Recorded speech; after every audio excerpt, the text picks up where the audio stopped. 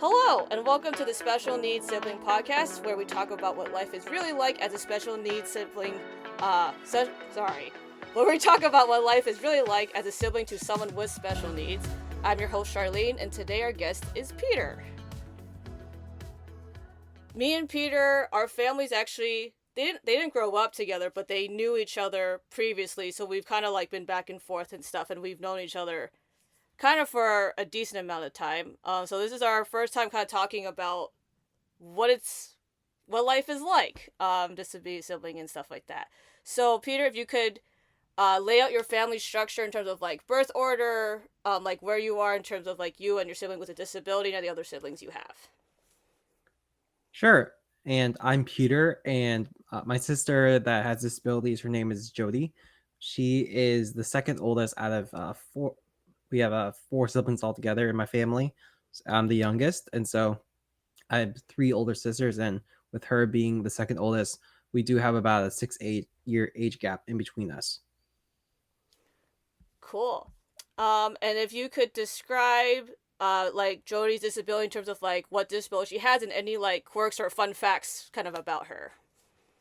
Yeah, this is such an interesting question for Jody specifically because she has a variety of let's call it conditions and symptoms that she experiences, which is not specifically tied down to one specific diagnosis. So, the way my family describes it in the greatest general term, branch term, you could have it as hypomyelination. I think hypomyelination. This is difficult see. It's hard for me to explain, but it's basically like an intellectual disability, and these can include things such as autistic behavior, such as OCD, difficulty communicating, and having nonverbal speech patterns where she's able to create sounds with her voice, but it's nothing that is understandable by any of us. But she gets her point across usually. She also has developmental delays, which affects her motor function, her social skills, and also has a cognitive delay as well. So she experiences quite a variety of things, which pre- prevent her from being placed in one block, which is kind of beautiful when you really think about it, because she's so unique in our family and with anyone we meet. Yeah, that's interesting because I remember like yeah, just from before when I've interacted with her, like I never thought about the like how you said like the complexity of what's happening because it's just you kind of just meet her and you just learn her personality and fun things. But she definitely gets her point across, which is interesting because for my sister, for the longest time, she like she couldn't talk, but she can talk now, which is interesting because I remember when her and Jody were both like really little, they both just kind of made sounds, so they kind of like semi got lumped in the same category when they were like, we were all younger, but now as they've become adults, they're like very like different people and like how they communicate is different. But it's like their own they are their own people too, which is awesome. Um so on this podcast, the idea is just kind of like we talk about um stuff that's just whatever we want to talk about, just to be siblings and stuff because everyone has like their own unique story and their own version of like what's happening. So, is there anything that you want to bring up or talk about, or that you would like to talk about on the podcast? Yeah, I think this might be something where we you could ask me questions on what it's like to have multiple siblings, but I think for some people, they grew up in a space in which they might not be the only sibling that they have in their families. A lot of families have just either the child disabilities is a single child household, or they have only one other brother or sister. So I guess I can help to guide along what it may feel like to have a multi sibling relationship, and, and how the challenges that can come with that. So I would say having multiple siblings is great because you're able to depend on each other to balance out the needs and wants of your sibling with disability. Jody is definitely a handful to and for example, my parents are about to leave on a trip in May, and it's going to be nice to have them to come around because we all have to work. We're all working adults, and we all need to depend on each other's time off and things like that to and strengths and weaknesses on who can take care of her. For example, obviously I can't shower her, so having someone else there to help her with her bodily needs is very helpful for our family specifically. And I would say that there are times in which I know that other families it's difficult sometimes when maybe one child is it's a one child is taking care of the one sibling exclusively and the other siblings are not really helping. That's probably a detriment I could see happening, but it's beautiful to see the bond that we are able to create through our relationship both with and without Jody. We have a very close relationship with her, but we also have our own different passions and experiences that we can share, uh, regardless of those as well. Yeah, that's cool. And it's yeah, it's different for me because it's just me and my sister, so it's like I never knew like what it was like to have like a normal sibling or like multiple. Um and you're the youngest too, which is different for me because I'm older than my sister. So do you think like that dynamic is so for me that dynamic is interesting because it's like you have a sister that's older than Jody, you have a sister that's younger than there's you, so it's like you all kind of like have to take care of her, but you all have like a different relationship with her too. Um, yeah. So how do you think that being like the youngest on, in addition to being younger than Jody, has like shaped anything or like made any differences in your life? Yeah, for sure. I think that something that I definitely know for myself is that it's really interesting. Just last week, I was out and got to talk to someone, and they said that I exuded a sense of maturity, or I acted older, which is really Mm-hmm. interesting because with a 6 year gap, I used to be a lot smaller and more naive, but now I've taken on more of a caretaker role, uh, and been able to help out a lot more to take care of Jody and be able to help my parents whenever they do have to step away for what they want to do and the things that they want to do, such as a vacation. So it's really interesting that each of my siblings, we all are in the same boat, regardless of how much our age difference is with each other, regardless of Jody. And to have uh, we all have matured in some way, even though we all had been with Jody at different times in our lives. For example, I did not have as much of a relationship with her as I do now. I have a much closer relationship due to the fact that we both are living at home. But I'm sure that my other sisters had a different relationship with her when they were younger because they grew up with her in tandem rather than me, which is I had such a large age gap that it was more of I was literally a younger sibling compared to her since I had no responsibilities back then. Oh, And you're right, because you're just like growing up as like yourself, and the three of them are kind of like closer in age just all together, right? for sure, for sure, I can definitely say that you every sibling that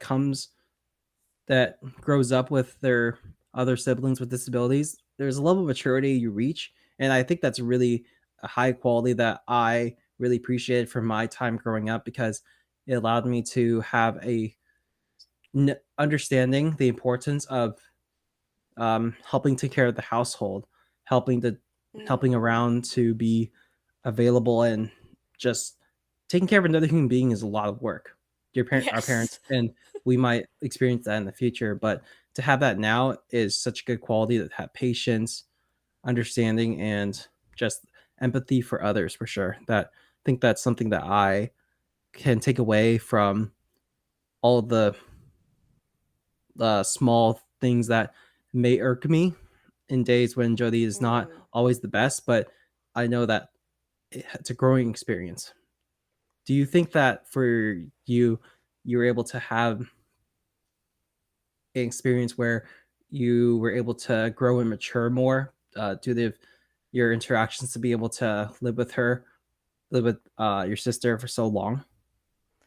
Oh, interesting. Well, what's interesting for me is because so me and my sister, so we're 2 years apart, and so we're much closer in age. So I think when I was like really young, maybe like elementary, middle school, people would already come up to me and be like, "Charlene, you're so mature."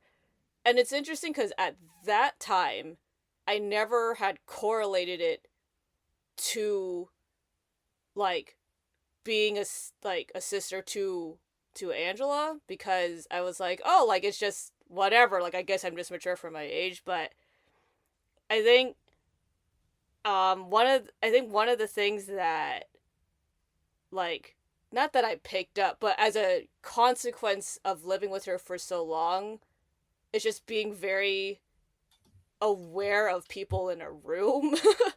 Because it's kind of like because I when I was with her, it was kind of like I could like it's like a sixth sense kind of thing where oh like if she was like gonna like about to throw a tantrum or like about to do something, or inversely like oh hey she's really happy and she really likes this particular item that she saw like in a room.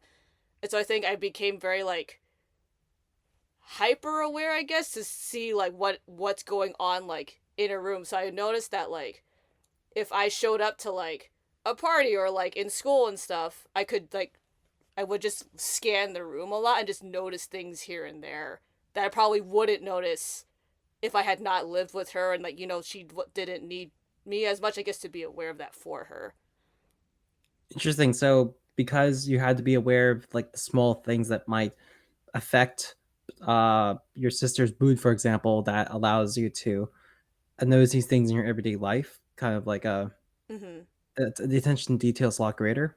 Yes, yeah, my attention to detail. I think, and it's funny because as I've become an adult, it's been interesting because I was like, wow, like I have a lot of mental energy spent on very small things that probably would not bother someone. Like for example, um Andra really doesn't like so like in a kitchen, right, you have like cabinets, microwaves, ovens, all these things, right? And so she really, at least at the time, she doesn't do like open cabinets in a kitchen.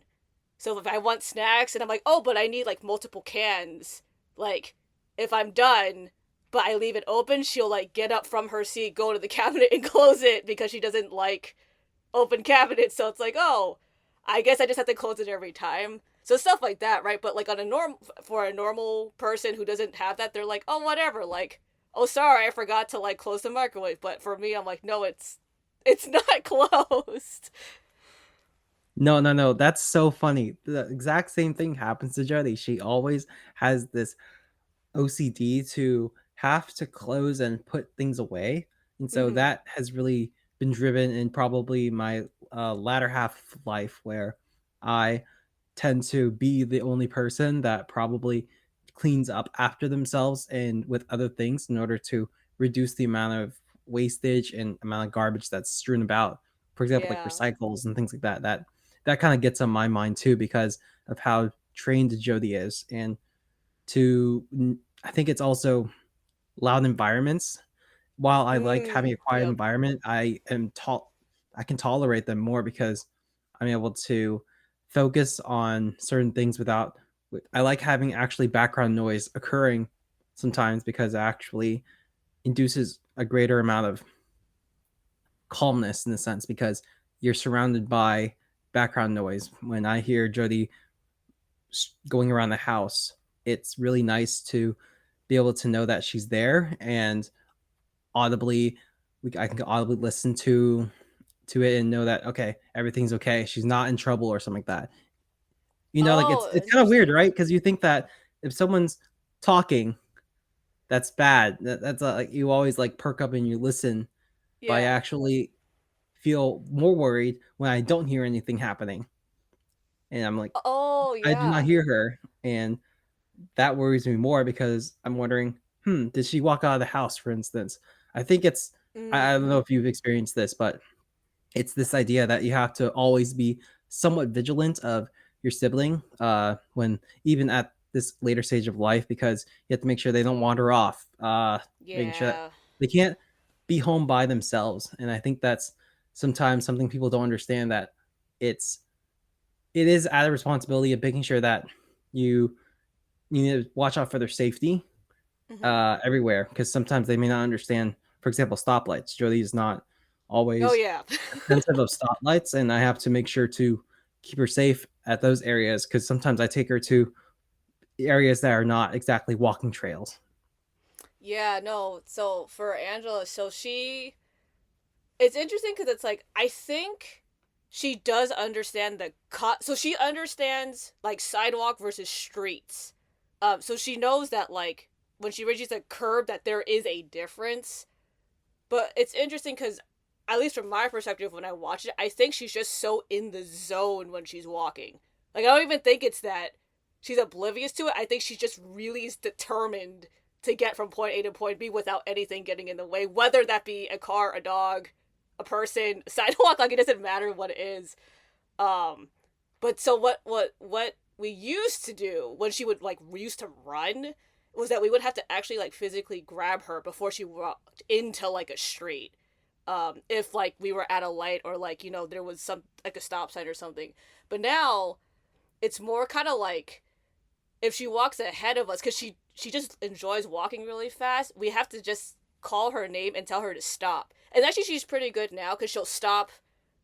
Like she knows to stop at the crosswalk, which is actually pretty impressive. That at least she knows where to stop before something happens. Yeah. And that's funny because uh, you with Angela, she's able to walk, and you ask her to slow down. I have to always encourage Jody to speed up because she's not. She's very. She can be fast if she wants to, Uh but huh. that's pretty much all. Not every day. She doesn't move very fast unless it's raining. For instance, she'll start running if Oh, that's funny. she only runs when she wants to, and that's like a core character trait where she does not do anything out of the goodness of others. She does things because she wants them to happen.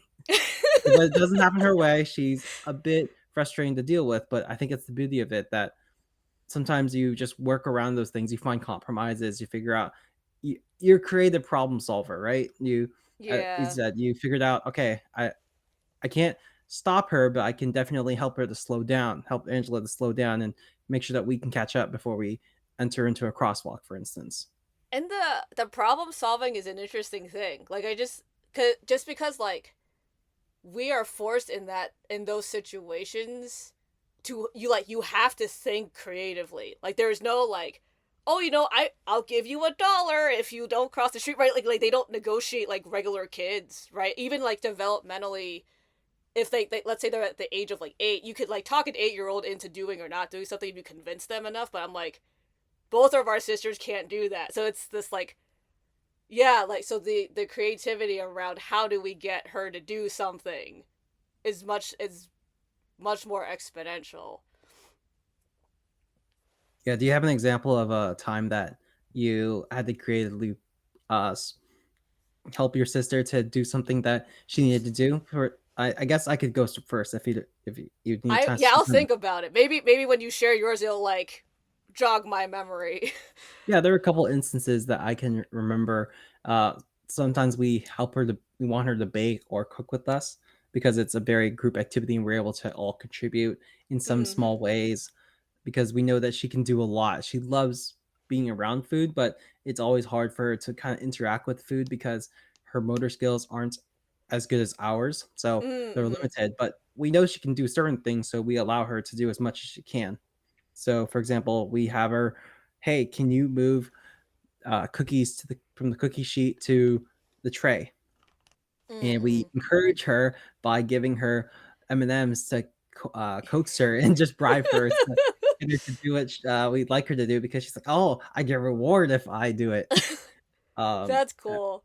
Does she have like uh, favorite colors of M&Ms too? she has this interesting quirk where she eats the colors very specifically. She'll group them and she'll eat. It doesn't matter what color they are, but she usually eats one color first, if she's given like 20 M&Ms, she'll go Yeah. through a red, then the brown, then the yellow. So she's Oh very yeah, yeah. particular about making sure that she does not mix her colors up.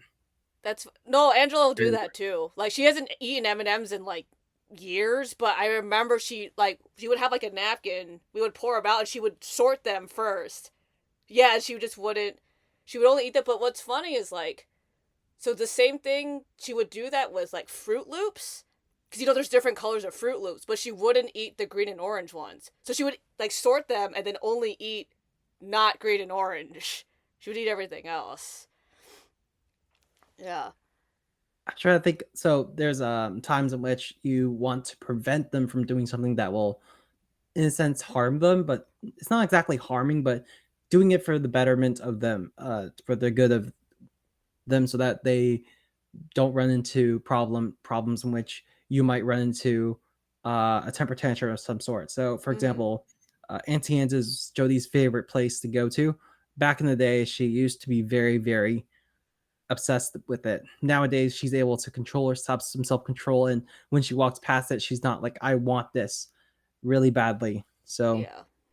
to creatively problem solve in those situations, we would take her the other direction. For example, if it's on the Yep. first floor, We would you do that take her to too. the second floor and you, hey, let's go this way. Yep. I'm not gonna go that way. It's okay. Don't worry. We're just taking a little detour. And that's how you get around those situations, because sometimes you have to think ahead to, okay, know that this place is up ahead. We can make sure to, in a sense, misdirect her. And it solves a lot of problems, because sometimes it's just in their base instinct to want to have this thing, and they don't understand that Auntie Anne's is caloric, and she's already had a snack. Let's say she already had lunch. She will Yeah, she's think like that I already really want full. this really badly, Yeah. and sometimes we have to cave over. But I love those types of situations, because I think that applies a lot to what I do now, where I have to think about, hey, how can we solve this? Is there another way we can do it? And sometimes a random idea sparks that's maybe out of the ballpark, but it might work. And I think that's Mm. so fun uh, in our daily lives to kind of have those small like quirks and problems that we get to do that makes our lives just interesting. Yeah, I definitely. Well, it's a pain and a well. Okay, in real time, I feel the pain of rerouting yourself through a mall or a For parking sure, for lot, sure. and like it's so funny because I haven't thought about because I haven't been with my sister in a mall in so long. But yeah, it's funny to like when I think back of like so we used to go to like the Target at Tanfran. So because remember how like they used to do the parking lot upstairs, you could go straight to it or you could go through the mall. So the thing is like we would always have to like if we ever walked past the inside of Target where it goes past the mall address, we would have to like divert her so that she wouldn't run into the mall because we wanted to stay in Target. But yeah, it's been and then like it's kind of like you can't walk through the snack aisle because she loves my like Angela loves popcorn, so it's like okay, you can't walk past the popcorn, but you need to like go to the other section of the store and things like that. But it but yet the creativity and problem solving is interesting because I think something I didn't realize is like for me when I solve a problem, whether it's at work or just like talking to friends and stuff, like I will come up with like 15,000 solutions.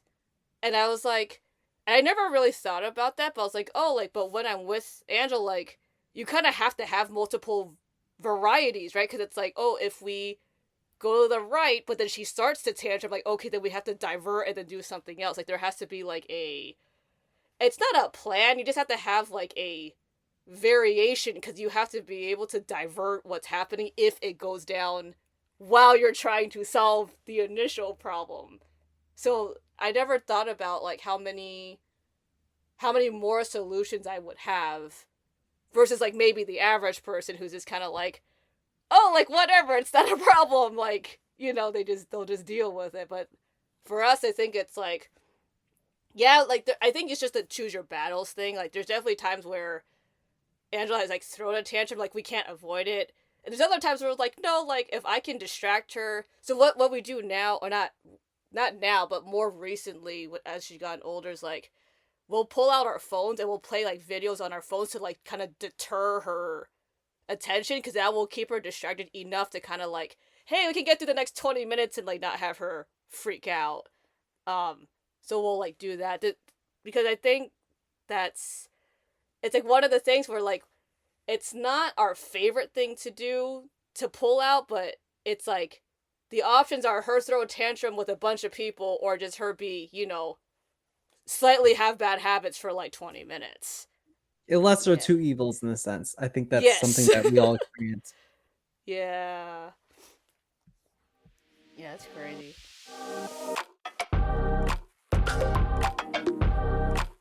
So, for in terms of like, if you could tell your younger self anything, in terms of like, hey, like here's some not tips, but like words of encouragement for your younger self in like interacting with Jody and like just being a special needs sibling. Like, do you have anything that you would tell yourself or give advice to yourself, if to your younger self? Yeah, I think so. For context, Jody uses a speech device using her iPad to communicate using a app called Proloquo. Proloquo is a really great program that allows someone that's nonverbal to communicate by pressing several different buttons that allows them to talk.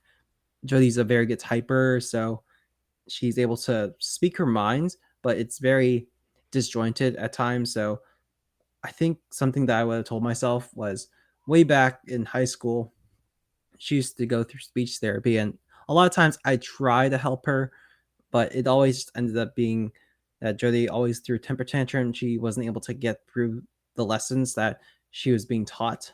And so Mm-hmm. I think back then I was a lot more impatient and not as loving to her, Mm. where I could maybe be there for her more. I come home, she's doing the speech therapy. I would go to my room and just watch YouTube videos and just check out. Instead, I wish I was maybe a little more involved to tell myself, hey, be more involved. These are learning experiences where even though it may seem useless right now, it could prove very useful in the future.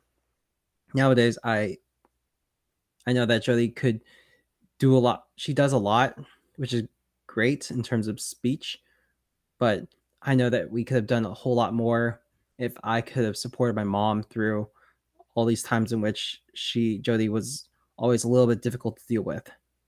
I think that there's a lot of room to grow in our siblings, and I always really love to celebrate the victories that we do get. Sometimes I think Mm.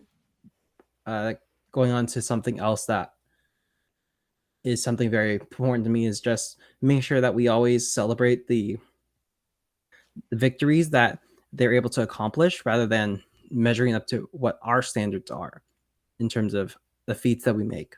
Like I could hike 5 miles to the top of a mountain and call that accomplishment, but to have Jody be able to walk through a very uneven surfaces, which she has bad balance. So for her to trust us, holding hands, moving through some rough terrain for Mm-hmm. her and being able to get through that, and she's enjoying herself and she's getting to experience something new is better can it's 3 times more fulfilling than what I can do myself, I guess. Yeah, it's crazy because it's like there's always like it's a whole it's a juggle of so many different things going on at the same time, because it's like there's, like when they have bad days it just hurts so much, because it's like you have your own feelings about like, you in public or like with your sibling, or if you're mad at them or whatever, then there's also their feelings where you can see like how distraught they are and if they're upset, and it's like there's so much going on, but at the same time it's like we have to also remember good times and funny times and stuff. And I remember there was this one time where like, oh, I forgot. We were at some amusement park. You know how like at amusement parks they have like the indoor shows and stuff, because like people go in there because like there's air conditioning and stuff. It kind of gives you some time to kind of just sit down and relax and stuff. And so we were in this show and we're waiting for it to start. And so I just pretty having like a pretty rough time. She's like not having it, and then she goes. So she's just kind of sitting there trying to do her best, and so my dad shows me like this article on his phone. I forgot what it was about, and I said, "Holy cow!" And then Angela goes, moo! And I busted out laughing because I was like, oh, like, right? Because holy cow to her is just me saying the word cow. It has like nothing to do with being in shock or like the modern context of that or anything. And it was so funny, but like, that memory sticks out so much because it's like, it's just stuff like that where it's like, not even quirks, but just like their personality comes out, or just like the kind of the simplicity in life where like they're just having a good time, or like even if they're not having a good time, they make you have a good time like unknowingly, and that's also worth celebrating. Which it's interesting when like I talk to, well, I guess I don't talk to about it with other people, but just when I've talked to people when they talk about like, oh, like their niece and nephew or their cousins or their siblings or whatever, and they like, oh, they got like a PhD or like they graduated college or all these things, and I'm like, that's cool, but my sister like tied her shoes and it was like a super big deal, and like they, like that gratification I have inside, like I don't know how to have you understand that, but I will be excited. But yeah, but the that part is, it's an interesting struggle when I talk to people outside the circle of like the disability, that of understanding, like even if my sister like got like she brushed her own teeth or something, even with less motor skills, like she turned off her TV and like put DVDs away, because Angela's motor skills are, they're better now, but they were bad before. So the fact that when she can do little stuff like put the dishes in the sink or like wash her hands like by herself, like it's like a super big deal.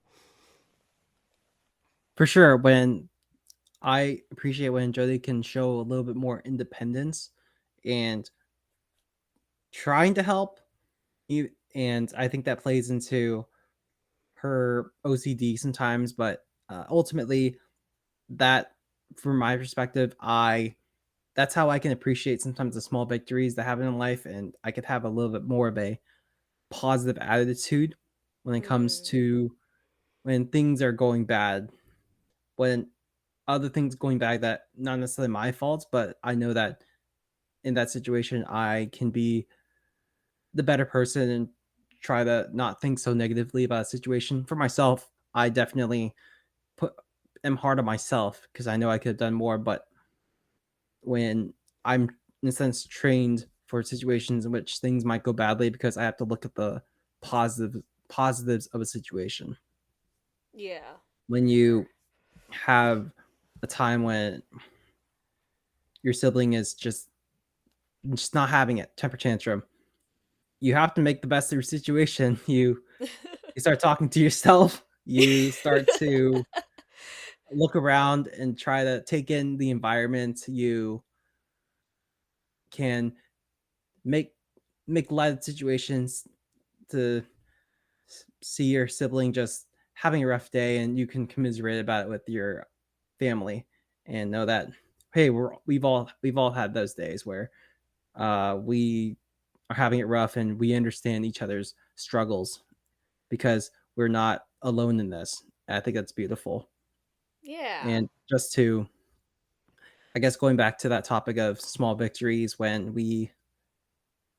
I love it when we can just be there in the moment because I think that a lot of times we're moving so fast in life, and to have someone that kind of ties you down and pulls you back into reality where you're moving so fast, but to have a small moment where you can have a chuckle or to Mm, have a genuine joy for what your sibling can do, it removes a lot of that, removes a lot of those barriers that you put up where you're moving so fast in life that you can't see the trees. That's a term that I guess might makes hopefully make sense where you're constantly rushing to the next destination, but you really have to slow yourself down and be patient. Well, maybe for Angela, it's not really be patient. It's more of, hey, you need Angela, please slow down. Let's take a moment. yeah. Uh, for me, I'm definitely a let's go, let's move, let's be efficient. But sometimes I have to wait and let Joy do her thing before we can move on, and that sometimes teaches me, hey, maybe you need that needs to build it builds character to get to a point where those kind of things don't bother you. Yeah, it's interesting because with Angela, she's definitely like a what's how do I describe it? She likes to kind of get things done, um, just as a general statement. So if she knows her plan for the day, she'll kind of just like once she finishes one thing, she's just like on to the next thing, regardless of like timing. Like she doesn't. I don't know if it's that she doesn't know what time it is, but I just think just her determination to have it done is greater than her illusion of time. Um, so it's interesting for her because instead of her taking her time, we have to like have her slow down, which like inadvertently has us much more aware of the time that it we have to wait with her. And so it's this thing where like if she's in a bad mood, it kind of feels very painful because like you know that she's just counting the minutes because she literally like looks at timers sometimes like the stopwatches that like people use in their kitchens and stuff, and so she'll look at it just like waiting for it, but at the same time like when she looks at it it's like a soothing thing to her, so it's kind of like ironic. But yeah, it's this thing where like understanding like oh like they're you can create more time where like she can enjoy it and things like that. And I think she just when there's a plan she's just very determined.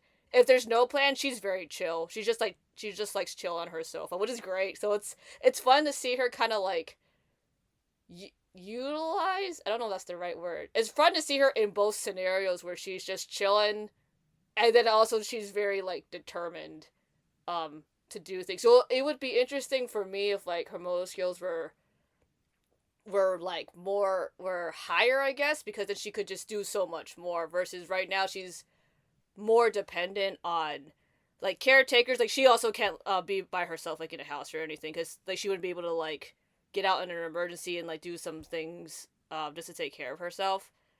But yeah, it's interesting just to kind of watch her interact, especially because she loves people so much, and I think that's really interesting for me, because growing up she like couldn't give people eye contact or didn't like interacting with people a lot, but now she loves people, like meeting new people if they're like in her life and they're part of their routine. Like she loves meeting people, hanging out with them, like doing activities with them, and it's interesting for me to see that just as she's grown as a person. I think that's due to like growing in age and developmentally and just like her motor skills and stuff. It's really exciting to see her interact with people. Like, does Jody get to interact with other people like outside of your family a lot? That is a interesting question. Since the pandemic started, it's been really rough. She used to be part of a program. Well, she is still part of this program called Hope Services. It is a great program pre-pandemic, and I guess we call this still pandemic, but maybe a little bit more post-pandemic. Mm-hmm. But during the pandemic itself, it was very rough because she loves interacting with others, but because of the way in which you had to interact through Zoom, I, in my opinion, it definitely regressed her social skills a little bit, Mm-hmm. and that was really hard to see her not have that social interaction. She loves being with people other than us. So Mm. she I'm sure she won't say it, but she probably gets cooped up after some time. I think we all did when we're on Zoom. We were on Zoom classes. We were all cooped up. We didn't want to stare at a screen anymore. When Jody's out and about in the community, she I think she excels there the most because she's not tied down by any of us Yeah. to limit her, and she feels more independent. She listens a lot more to someone talking to her because she's not in the comfort of home where she can get away with a lot more. She has to really be be more be more responsive and actually follow the rules more. I Mm-hmm. think that's an interesting thing because I don't know about you growing up, but I think our siblings get away with a lot because they either get away with a lot or sometimes you just have to, okay, that's fine, we can deal with it, but that doesn't happen in the real world. When you're in the real world, people, not everyone's going to be patient or is going to be so loving to someone to have to have a program where she can have that experience away from home allows her to not to always have the opportunity to do make sure that she gets to interact with the community, interact with her friends, and have time away from the home so that she can grow her social skills. And now it's getting better. She's going to have more in-person things, but it's been tough right now because she doesn't have those opportunities every single day. It's sporadic. It's more sporadic now. So I guess on Oh that yeah. topic, Mhm. I was just thinking about how I'm sure both of us were thinking, "Oh yeah, what is my sibling gonna do when they're 30 or beyond? What's the game plan for beyond that?" And for Mhm. Angela, she's at a program right now where she's living at a farm where she can be by herself in a sense with the community, right? Yeah, at a very basic level, yes. Mhm.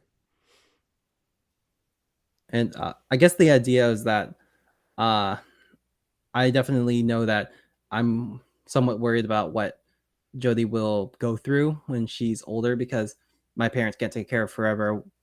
We're gonna have to step up and take that responsibility. Just coming back to something that we talked about at the beginning, where Mhm. you have to take care of her, and we're all sharing the responsibility of ownership in a sense. That's always a implication that you have and thing you have to know when you grow up. You're not completely, in Asian culture, you take care of your parents, but in this case, it's we're taking care of our sibling, um, even past when our parents are able to, and that's kind of like something you're you've grown into and they have accepted because family is family, and you take care of them no matter what. Yeah, I mean, my my situation, and by my I mean like my whole family situation. We're very fortunate, very blessed, and it's a we are in a very fortunate position that I know a lot of families are not in that position where the slightly longer expanded version of what you were talking about earlier is that my parents along with some other families created an LLC that then were able to build housing on like a piece of farm land, and so all the like adult children there live there like kind of like a college style thing where there's 3 to 4 people per house and they all live together, and so that's like their housing community basically is what that is. But I remember like I think when I was 18, no, not when I was 18, when my sister turned 18, it was a conversation about like what's gonna happen. And for my parents, they were very open about like as a family, like we would talk about it a lot. Obviously, like there's stuff that they would talk about that I don't need to be part of, but overall, I would say they would always keep me in the loop in terms of what the plan was for her, just because like obviously it was gonna affect me no matter what, even if I, you know, was partaking in it or not partaking, like it's gonna affect me just because of how I interact with Angela. Um, but then for you, because you're the youngest and you have other like you have 2 other sisters who don't have disabilities, like have you guys like as a family talked about like what would happen or anything like in the long term of things? Yeah, we definitely have talked about it. Not too much, but we definitely have been able to establish. I believe it's called a conservatorship of sorts, and Yes. Yeah. I think I consider myself blessed that we have. I know some families might not have as close a relationship, but I appreciate that all my sisters and I, we all have the ability to see past. We all are very good problem solvers, Mhm. and we're able to see past. Like sometimes we're obviously we bicker, fight, but we're able to see past those things and solve problems. And so I believe even in the future when we all have our own like things going on, we're going to be able to figure out a way to make it happen. And hopefully we find a program that can fit Jody, that can house her, take care of her, Mm. Mhm. and we wouldn't have to obviously be there all the time. But it's definitely something on my mind, thinking about, oh, will one of us take her in? Will that happen? I don't know. But I'm definitely just trusting that I know Jody has a lot of skills to give, albeit it's obviously modified, but she has so much to give as a person and can do so much with what she's been given in life. And she I think she'll be able to find a job. It's just finding something that can help her grow and somewhere where she can live that's hopefully not too far away. That's always the Mm. worry, right? Because we'll make sure that she's taken care of. She's not just on her computer all the time, just watching Yeah. videos. That would be a very productive environment. Yeah, I mean she would love that. She loves her videos. But yeah, that Oh it would yeah, not be conducive for her long-term growth as a human. But yeah, but I'm sure she'd be all about it for a very short period of time. Yeah, the long game is a really it's like a tough conversation to have. It's been this thing where like I remember like I used to think about it a lot. Obviously like before kind of Angela's plan was more solidified, but it's definitely something that is so much a part of your life like forever. Like, you know, growing up is one thing, being an adult and like living together is one thing, but it's just, you know, in the long game of like them becoming like, you know, older adults and living the life to the fullest of which we want them to and for them to like enjoy it, you know, it's somebody has to be there for them and it's at the end of the day most likely I think like, you know, 98% of the time is going to be the sibling if they have one and that's it's a it's a hard place to be, but it's also really exciting to be able to say like, hey, like, you know, I there's things that we as siblings understand about them that our parents won't just because we are their siblings and they are their parents. And you know, being able to kind of use our like creative problem solving skills and be able to say and cultivate their creativity and their hobbies and what they like to do is really exciting to be say, hey, like where can I place them or where can I take them on a trip or something that allows them to just kind of enjoy their life because now we're all adults instead of, you know, children and things like that. yeah, for sure. It's really fun when we get to go on trips and Jody does something that we never expected. I think, Mm. I think the last time I was excited was when she really loved dumplings and we started giving it to her, and she was skeptical at first, but then she started eating. I was like, yes, we can finally go to Chinese dim sum restaurants, and she can eat Yeah, something. I I feel all of that. Like not with dumplings, but there's definitely food. I'm like, oh wait, she eats that.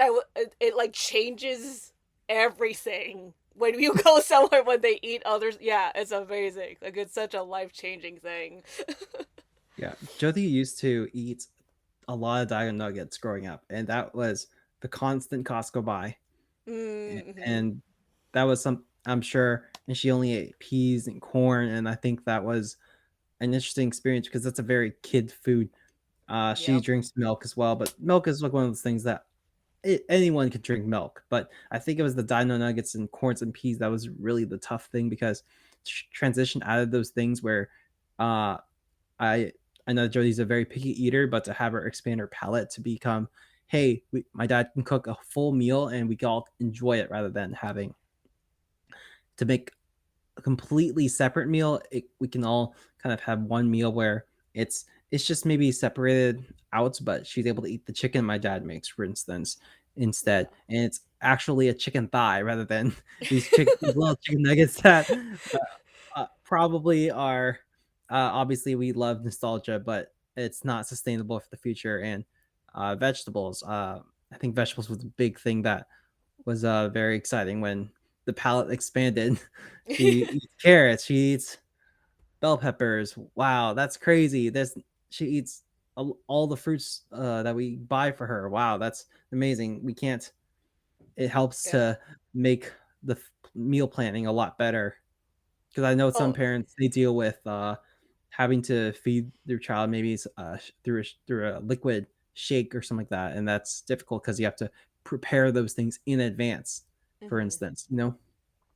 Oh no, yeah, I definitely feel I feel all of it for the vegetable thing because Angela now she will eat all the things that you mentioned like bell peppers and peas and carrots and stuff because she would just eat corn. That was it. Like she didn't even eat peas and carrots because remember how I talked about she wouldn't eat green and orange Fruit Loops, so she wouldn't eat green and orange like anything, like M&Ms, Fruit Loops. So we could never buy like Apple Jacks because they're only green and orange.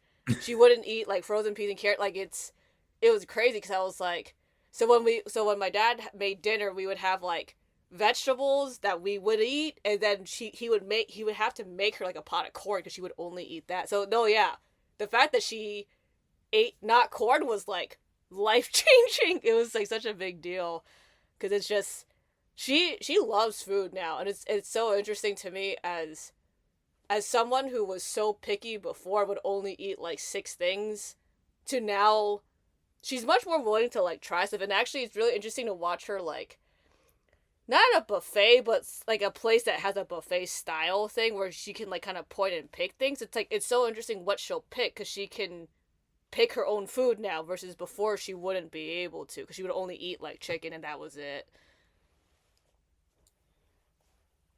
Yeah, and I think it's funny when, let's say, you have a really weird food. Dumplings are not weird, but to someone who may not fully understand what foods she does and does not like, she eats like meatballs and things like that. Like pastas, she doesn't like Mm-hmm. pasta, but she'll eat rice. So to have her like, we put something in front of her just to get her to at least bite into it, and sometimes she loves it, sometimes she hates it, and we it's always surprising when she starts eating it and she's complaining at first. Jody is like complaining, I don't want this, but we get her to try it and she's like, oh, I like this, and we're like, told you you love it. And that's the fun part about being siblings, that you can those are some of those inside jokes where you can laugh about it in the time that it is just that. Oh yeah,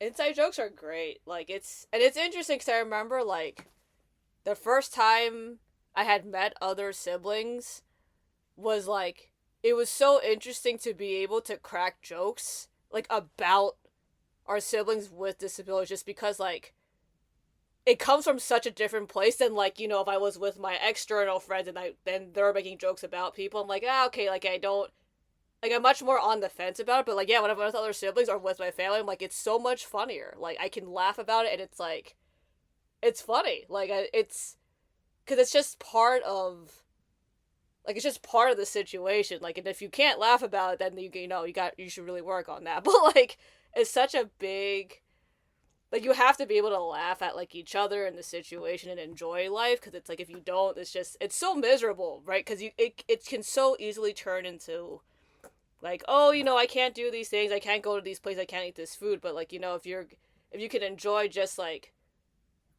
your siblings like personality and like just like how they're interacting with the world, it's so much more fun and just it's so much more interesting, like just the color they kind of bring to the table and everything like that. Yeah, I think they bring a unfiltered joy. They're not Yes. hindered by the the things that we've built upon, these barriers, and the way we've grown up. We kind of see things in a different light, but to see them just enjoy something because they enjoy it, it's always great. uh or when they do something unexpected in the certain situations. For example, Jody, she loves rolling her eyes, and it's always in the most ridiculous situations where she'll just roll her eyes, and we're all laughing because it's her attitude. Jody has a lot of attitude when she wants to, and or she'll laugh, she'll giggle at a joke that we made about, let's say we're making fun of our parents, or making fun of me, for instance. She'll like start to chuckle, and it's very funny because you'd never think that they understand, but they actually understand a whole lot more than you actually think. Oh yes, yes they do. And then so it's always funny when she has a very low tone of voice, so her giggle is like so it's and it's always at the best opportune moments, and we could always just know that Jody understands us. It's just that she just can't communicate. It's they can't communicate what they want to say, and I think that's such a beautiful thing that when those moments do happen, we're all in on the joke for sure. Yeah. Oh no, it's Yeah, 100%. Because I remember, like, growing up, like, there would be times I would talk about something and I would look at Angela and it was just like, I know that she understands what I'm saying. Like, I know she's comprehending, like, the whole situation. She just can't, like, vocalize anything. But see, and now it's not, well, I guess funny is the right word. So it's interesting now because, like, we're in, like, a group conversation, like, with our whole family, like, if someone she Angela really likes to imitate behavior, so she loves, like, Zumba and things like that because you're just copying, like, dance moves, like, when you're watching it. And so she'll do that even, like, if we're just hanging out, like, at home or having dinner.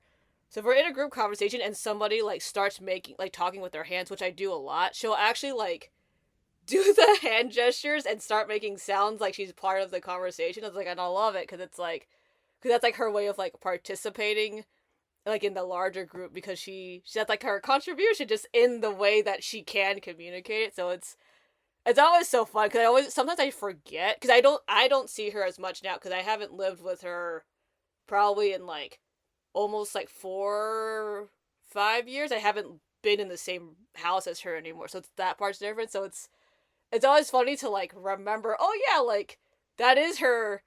She can't, like, talk in complete sentences, but she can participate in the way where she can, like, just laugh and have a good time and, like, and show us that she wants to hang out. Yeah, there was like that thing you said about the sixth sense. You just have Mm-hmm. this way of communicating that I think all siblings experience this, but especially with when someone is not able to communicate fully, you just understand them. Like Jodie's putting away for dishes, and I'm trying to explain to her to say, "Hey, that doesn't go there," or "Hey, that's dirty, put it away." She makes her sounds like, "So who cares?" And I'm like having a verbal dispute with her, despite the fact that I don't understand anything she's saying, but I'm just insinuating based on her tone of voice and the way she's vocalizing her sounds that that's what she's saying. It's kind of like a you kind Yeah. of have this like underlying language that you use, despite the fact that the language barrier is there's a slight language barrier in between, and it's I think that's so like that's something you'll probably may not like the eyes like you look at each other and like Yeah. you know what I'm thinking sort of sort of thing. Yeah, no, there's definitely, like, yeah, I'm just thinking about when I'm trying to get Angela to do things. And it's definitely really interesting because there's times where I know that, like, I need to explain to her what she needs to do, and there's other times where I'm like, "You're just being lazy," and I'll even tell her that I'm like, "You're just being lazy. Just do it. Like, I'm not going to do it for you." And she kind of just, like, sits there and then does it later because I'm like, I know you're very capable. Like, you choose to, like, suppress that, like, with other people, right? Because I'm like, you're just being lazy. Like, you're with me. I don't care.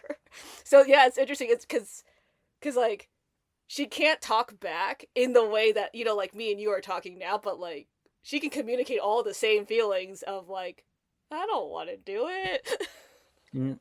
So someone outside they're thinking, why are you talking like that? Or it's okay, she doesn't have to do it. And you say you respond back saying, I know she can do it. She's just lazy or Yeah, putting. yeah. Most definitely, and that's the fun part about being with other siblings because you can make those jokes and we all laugh and, like, we all feel the pain because it's so real, but it's so ridiculous. But yeah, when you talk to other people who aren't siblings, it's just like, okay, like, part of it's funny, part of it's real, but it's such a fun place to be when it's. I don't know. I sometimes I love talking about how lazy my sister is. I mean, obviously, like, to people who understand that, but it's just because it's just so funny. Because it's like, because the other thing about them being able to comprehend what we're talking about is, like, they are so much smarter than us, right? Because not only can they communicate through a wall of not being able to, like, vocalize things, but they can, like, outthink you because they can manipulate you into doing things for them that they can do, which is crazy to me. But they're so smart. It's crazy. How has Angela out thought you? Is there an example in your do you remember when you were growing up? I can't think of something where she outsmarted me. There's just, I think it was one of those, it just, like, the thing that I remember is is upping my vigilance to compensate for the fact that she's smart.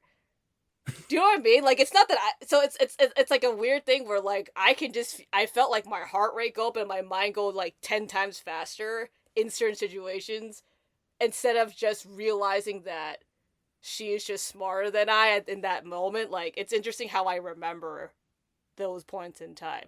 Because on top of that, like, not anymore, but when she was younger, she had better eyesight than everybody in our family. So that was the thing that really got me, because I'm like, she can see things we can't, and so it's like this, like, crazy thing where she would run, and so it was this thing where I had to, like, trust my gut on, like, why is she running, because I couldn't, like, see what she could see, because it's almost like there was one time I swear she had, like, x-ray vision, because she ran across someone's garage behind the washing machine and found something, and I was like, how, like, I don't even know how that happened, but she was faster than us at that time, and I remember all that. I was like, I don't know how that happened, but it did. So, like, so it just made me more aware. But yeah, I would love to talk, like, if I could ever, like, just talk to her for, like, even an hour, like, I would love to see, like, her perspective on things, because it's so different than mine, and I'm just so curious about it. Yeah. Well, I guess on that, as our closing question, are there any words of encouragement that you would like to say to our fellow siblings listening to our podcast? Sure. I don't know whether I would speak to when you were a younger sibling or when you're an adult, but I can definitely say that to treasure, while you're not going to treasure every day, treasure the moments that you do get to spend with them when you do have to, let's say, take care of them for a day. Those times are probably far and few in between. To have a time to be separately engaged with them, because when you get older, you won't have those times anymore. And I think when I look back, I remember a lot of those moments more than the movie or video I just watched the day before, because I think it's much more impactful, and I would encourage anyone to use their time to, while it really helps you with just building character and just builds moments where you can look back and know that you've helped your sibling have a more fulfilled life by you just being there with them and enjoying the time you spend together, whether it be just at home watching a movie together, or watching funny videos, or actually going out and exploring somewhere that you've never been before. It's it's just the beauty of experiencing something through someone else's eyes, essentially. And that's, I think, something I would just like someone to take away from this, that having, even if you're someone who is just helping to take care of something for a day, it helps you to see things in a different light and perspective. And I definitely encourage those who are in that boat that it's make sure to make the most of that. And you can't ever take those times back. Time is limited, and we can use it to the best of our abilities. Yeah. Awesome. I definitely agree. It's just treasure the small things, even if you think it's really small. It's still worth honoring that and remembering it, and having it be a fun memory for you, just to kind of hold on to that, and just building that, and that builds the bond with your sibling too, which is great. Cool. Well, thank you for being on the podcast. Yeah, that's all I got. Thanks. Thanks for listening to the Special Needs Sibling Podcast. I hope you had a good time listening and feel encouraged in your own journey as a sibling to someone with special needs. If you liked this episode, please share it with your friends. And if you want to hear more stories, please subscribe to the show. You can find us wherever you listen to podcasts. Also, the show can't happen without you. All special needs siblings have their own unique stories, challenges, family dynamics, and lots of life to talk about and explore. This podcast is here to let you know that you're not alone and that you matter. If you would like to be on the show or just chat off the record, please contact me. My info is in the show notes.